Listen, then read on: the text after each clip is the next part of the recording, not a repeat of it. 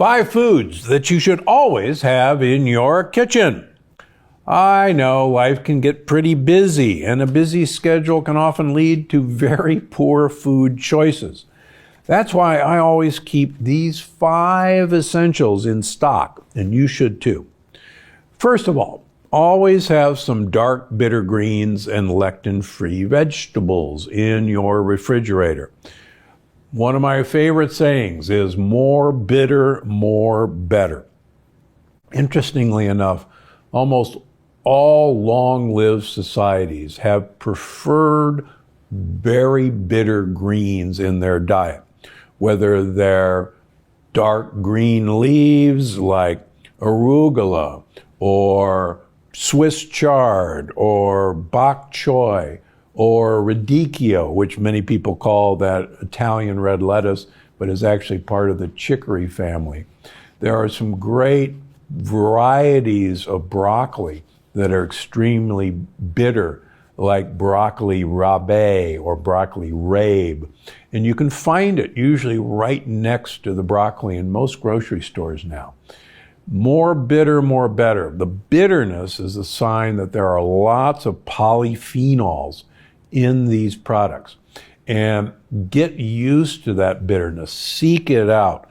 The bitterness is what you're looking for.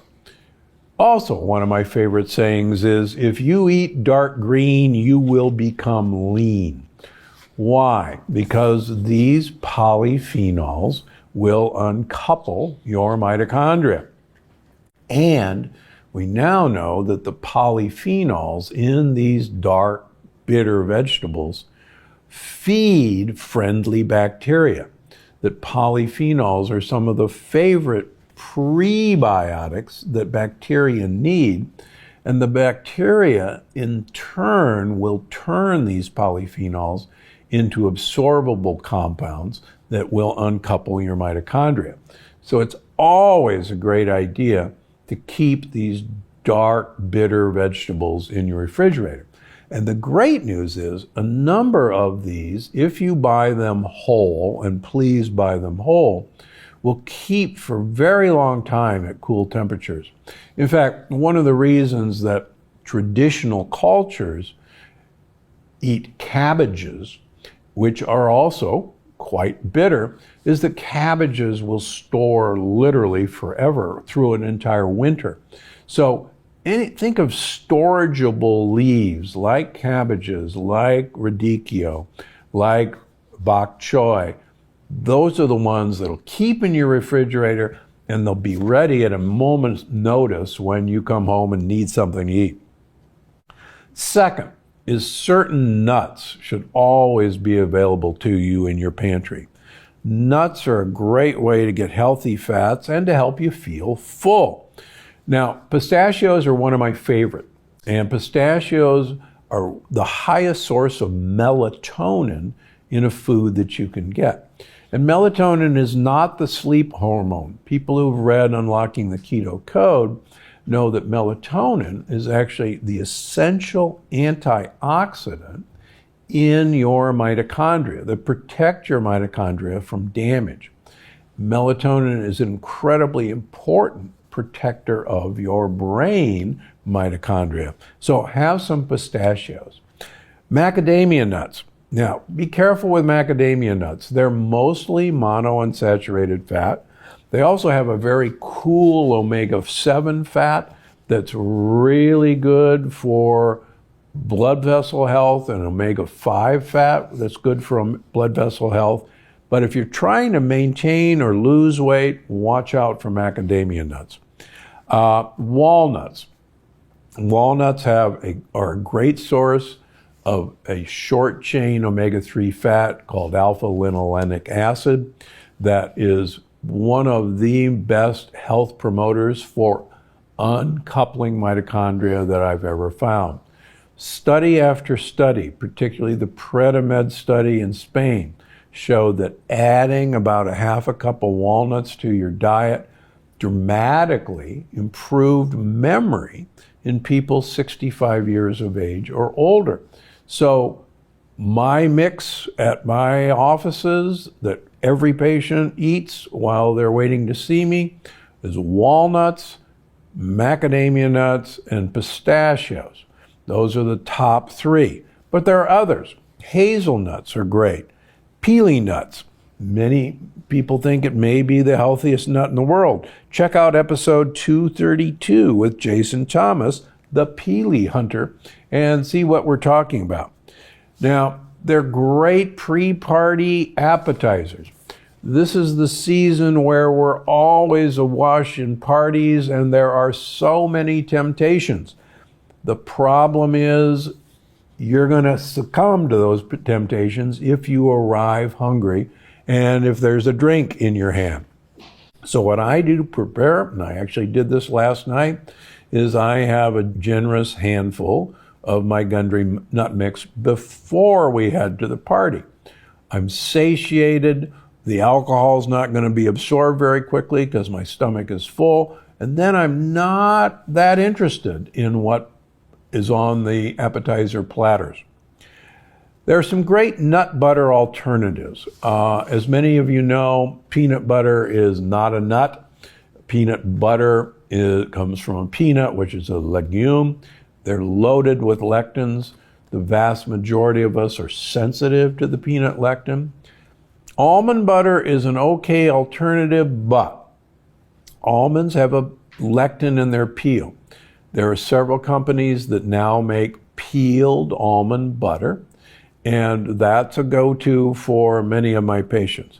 But there are other alibi more expensive butters. Pistachio nut butter is great. Hazelnut butter is great. Pili nut butter is great. Tahini, not from a nut, from sesame seeds, is great too if you're looking for kind of that similar mouthfeel as peanut butter. So get yourself some new spreads. Ditch the peanut butter. And please, if you're going to use almond butter, get the peeled almond butter that you can find in stores or on Amazon.